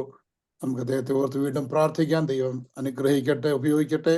കടന്നു വന്ന് വചനം പഠിച്ച എല്ലാ ദൈവമക്കളെയും കർത്താവ് ഐശ്വര്യമായി അനുഗ്രഹിക്കട്ടെ. നമ്മുടെ പാസ്റ്റർ ലാലു പറഞ്ഞതുപോലെ അനേകരെ നമ്മൾ എൻകറേജ് ചെയ്യുക, അനേകരെ ഇതിനകത്ത് വന്ന് പഠിച്ച് അനുഗ്രഹം പ്രാപിപ്പാൻ കർത്താവ് സഹായിക്കട്ടെ. നമുക്ക് ആശീർവാദത്തോടെ കടന്നു പോകാം. പിതാവായ ദൈവത്തിന്റെ സ്നേഹവും പുത്രനായ ക്രിസ്തുവിന്റെ കൃപയും ആശ്വസിപ്പിച്ച് വഴി നടത്തുന്ന പരിശുദ്ധാത്മാവിന്റെ സംസർഗം കൂട്ടായ്മയും കാവലും നമ്മൾ ഓരോരുത്തരുടെ കൂടെയും വചനം പഠിപ്പിച്ച കർത്താവിന്റെ ദാസനോട് കൂടെയും പഠിച്ച എല്ലാ ദൈവമക്കളോട് കൂടെയും ഈ ഓൺലൈൻ ബൈബിൾ കോളേജിനോട് കൂടെയും ഇന്നു മുതൽ എന്നേക്കും കർത്താവിന്റെ വരവരെയും ഉണ്ടായിരിക്കുമാറാകട്ടെ. ക്രിസ്തുയേശുവിന്റെ കർത്താവിനെ നമുക്ക് നന്ദിയോടെ സ്തുതിക്കാം. ഹല്ലേലൂയ, ഹല്ലേലൂയ, ഹല്ലേലൂയ. ആമേൻ. കർത്താവേ അങ്ങ് വരണമേ.